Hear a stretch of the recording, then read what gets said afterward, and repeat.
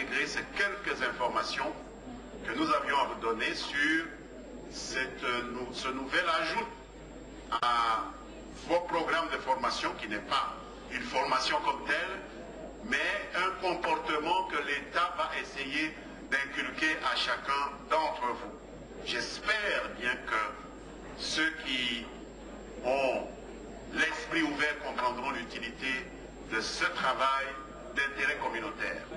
Le président de la République estime qu'il faut que l'armée soit nationale, c'est-à-dire composée à part égale des fils et des filles qui viennent de toutes les provinces du Congo.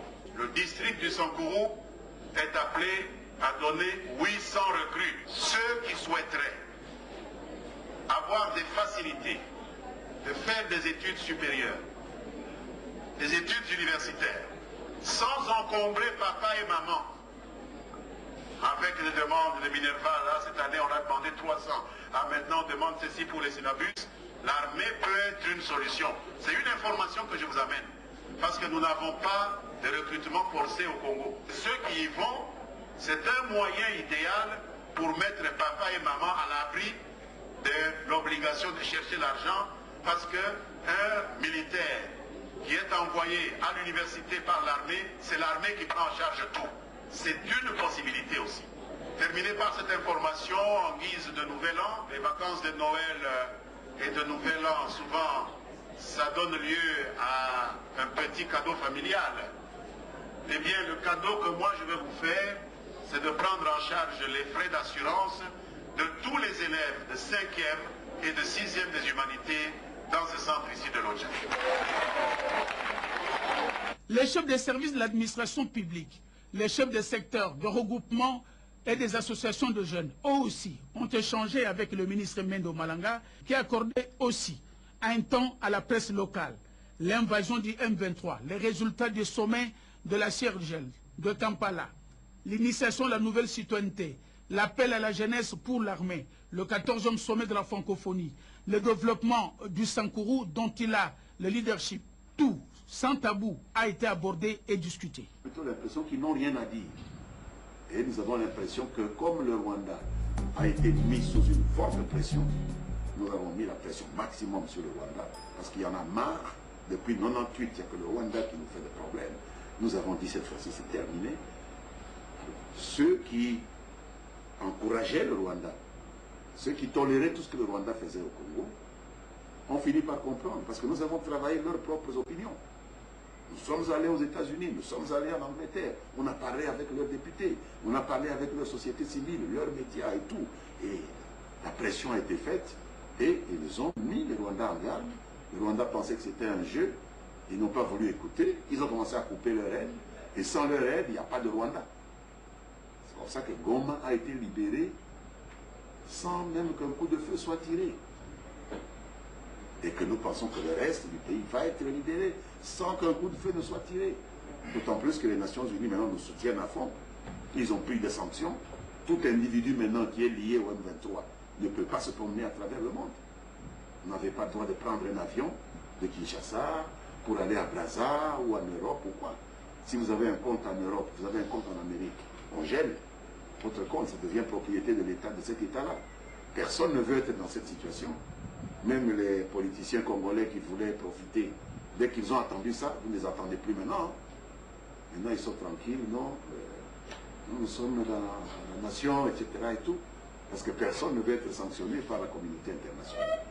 Donc là, je pense qu'il n'y a pas de négociation. Et nous ne pouvons pas négocier avec quelqu'un qui ne nous a pas attaqués. C'est le Rwanda qui attaque, qui ne peut pas dire qu'il nous attaque, puisqu'il n'y a pas de justification au plan international qu'un pays puisse attaquer un pays tiers. Même s'il y a des problèmes, c'est interdit. Alors il recrute des Congolais pour dire, dites que c'est vous qui attaquez. Et on vous donne de l'argent, on va vous donner des postes parce qu'on va chasser Kabila. Maintenant ils se rendent compte qu'ils ne peuvent même pas aller au-delà de Goma. On les a ravalés. Et que les sanctions qui pèsent maintenant sur l'Ouganda sont des sanctions très sérieuses. Nous n'ignorons pas qui nous attaque. Vous savez, quand je reçois un coup de balle, je sais qui a tiré sur moi. Quand nos militaires se font tirer dessus, ils savent qui tire sur eux. C'est pas le M23. Quand nos militaires doivent quitter Goma, parce qu'ils ne veulent pas livrer bataille dans une ville de 1 million d'habitants, ils savent à qui ils ont livré la ville. Ce sont les Rwandais qui sont entrés dans Goma. Même un rapport des Nations Unies l'a établi, clairement. Alors, vous savez que c'est le Rwanda qui vous attaque et vous allez négocier avec le M23. Pourquoi? On a commis cette bêtise-là en 2009, je crois. Le Rwanda nous a attaqués. Il a recruté des gens qu'on appelait CNDP. On a commis l'erreur de parler avec le CNDP, signer des accords, et le Rwanda vient de créer le M23. Donc si nous commettons cette erreur d'aller croire qu'en parlant avec le M23, nous avons fini la guerre, le Rwanda va créer un autre groupe. Parce que vous ne vous attaquez pas à la source du problème. Donc nous avons dit que nous allons écouter ces gens-là, parce qu'ils sont des Congolais. Mais pourquoi est-ce qu'ils se permettent d'aider les Rwandais à brûler leur propre pays? Donc c'est une partie du problème, mais ce n'est pas le vrai problème. C'est une des conséquences du problème. Le vrai problème, c'est le Rwanda. Et nous négocions avec le Rwanda. Il ne faut pas croire que... Et la négociation la plus importante, c'est celle qui se passe avec le Rwanda. C'est celle qui nous a permis de libérer Goma. Ce n'est pas avec le M23. Vous croyez que le M23, tel que vous les voyez là, des petits brigands comme ça, ils ont pris une ville comme Goma, ils peuvent prendre Bukavu s'ils avaient la force. Et ils vont dire, non, non, nous devenons gentils, on laisse Kabila tranquille, on quitte Goma. Non, c'est le Rwanda qui a quitté. Et quand le Rwanda quitte, et ils ne peuvent plus faire autrement, puisque sans le Rwanda, même la police peut les chasser, peut les tuer. Même la police, on n'a pas besoin de l'armée pour chasser 800 ou 900 gaillards. Mais on a vu à Goma 6000 militaires, où est-ce qu'ils ont eu ça? 6000, c'était l'armée rwandaise. Mais le M23, si vous comptez tous, ça n'arrive même pas à 1000 personnes. Mais comment 1000 personnes deviennent 6000? Il faut être bête pour croire que Dieu peut multiplier un individu par 6. C'est les soldats rwandais qui sont venus. Nous savons que c'est les Rwandais qui nous attaquent. Et nous négocions avec le Rwanda dans la CIRGL.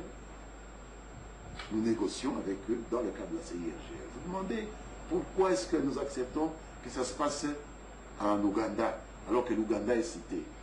D'abord, l'Ouganda n'est pas cité de la même manière que le Rwanda. Le Rwanda est cité comme État, comme gouvernement. Ils font la guerre au Congo, une guerre non déclarée.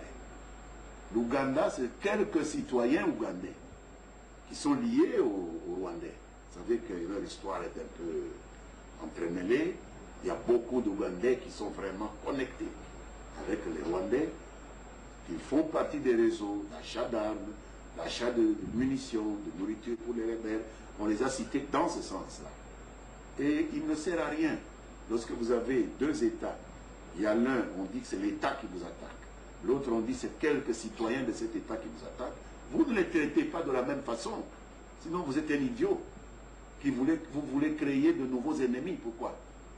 On a déjà assez avec le Rwanda comme ennemi et avec quelques citoyens ougandais. Pourquoi prendre en plus l'État ougandais qui devient notre ennemi? Nous avons interpellé les Ougandais. On dit, mais on cite vos citoyens. Il faut les interpeller. Il faut nous montrer que ce n'est pas vous. Parce que si vous travaillez à faire un ennemi qui n'est pas encore tout à fait un ennemi, ce sont ces citoyens qui font des activités criminelles et vous le traitez comme un ennemi qui va se rapprocher de votre premier ennemi. Ils vont devenir plus forts que vous. Ce n'est pas ce que les Congolais attendent du président, de renforcer ses ennemis du pays pour qu'ils deviennent plus forts. Nous voulons diviser les Rwandais et les Ougandais.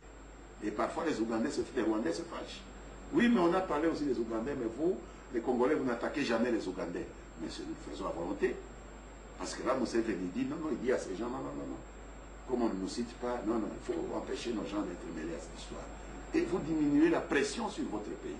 C'est ça aussi l'intelligence, en diplomatie et en politique.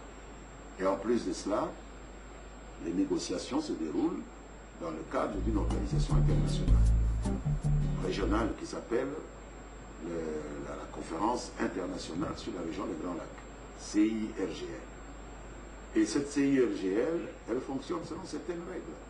Jusqu'au 31 décembre, c'est l'Ouganda qui avait la présidence en exercice. Et les règles des organisations comme ça, c'est que c'est le président en exercice qui reçoit les discussions qui sont parrainés par l'organisation. Et le président en exercice, c'est Museveni, jusqu'au 31 décembre. À partir de janvier ici, c'est le président Sassou Nguesso de Brazzaville qui va prendre le relais. La bancarisation est un grand succès. Et la bancarisation a permis de dénicher beaucoup de voleurs, beaucoup de détourneurs d'argent, des agents de l'État, des agents de l'armée, des policiers, et d'économiser à peu près, je crois on a parlé de 2 millions de dollars chaque mois, qui partaient dans les poches de ces comptables véreux, de ces gestionnaires, de ces ordonnateurs délégués, etc. Donc c'est quelque chose de bien et qui a réussi. Après une première période de flottement, ça a réussi. Nous savons que beaucoup de syndicats vivaient des retenues à la source. J'ai vécu ça à la RTNC, lui lancer quelque chose. Quand ils touchaient leur salaire, il y avait une rubrique retenue pour les syndicats. Que vous soyez affilié à un syndicat ou non, on vous retenait 1000 francs, c'est ça. Et ils sont 2600 agents à la RTNC. Ça vous fait un pactole de 2 600 000 francs congolais chaque mois. Qu'on remettait comme ça à une délégation syndicale qui ne fait même pas bien son travail, qui n'a même pas donné des cartes de membres à ces gens. Alors maintenant, avec la bancarisation, le gouverneur de la banque dit à nos établissements publics, à nos administrations, ceux qui coupaient l'argent à la source, pas question, il n'y a que l'INSS, qui est un établissement public, on peut couper l'argent pour les cotisations, puisque les pensions des gens, ils doivent vivre dans leurs vieux jours de pension. Tout le reste, le travailleur prend son argent totalement, et si il veut cotiser à un syndicat, il va cotiser. Mais vous connaissez nos frères congolais. S'il faut aller cotiser eux-mêmes, entre prendre ses 2 bières et aller donner son argent à un syndicat, il va préférer aller prendre sa bière. Bref, les syndicats ont commencé à s'appauvrir. Et les syndicats sont devenus les ennemis de la bancarisation. Ce n'est pas pour l'intérêt des travailleurs, c'est pour leur poche. Parce que là où ils avaient de l'argent, il n'y en a plus. Ils sont venus se plaindre de ça chez moi. J'ai donné raison au gouverneur de la Banque centrale. J'ai dit, messieurs, c'est à vous faire crédibiliser auprès de vos membres. Il faut que les travailleurs eux-mêmes disent, moi je suis CGT, moi je suis UNTC, moi je suis ceci, je vais cotiser. C'est ça qui renforce le lien entre le syndicaliste et les membres. Nous, on le fait dans les partis politiques. Les gens cotisent. Pourquoi pas vous? Ah, ils ont fait des manifestations. Ils m'ont même accusé d'être de mèche avec les autorités de la banque parce que, qu'est-ce qu'ils ont dit là? Qu'on bloque l'argent à la banque pour avoir des bénéfices. Ils ont inventé des tas de choses.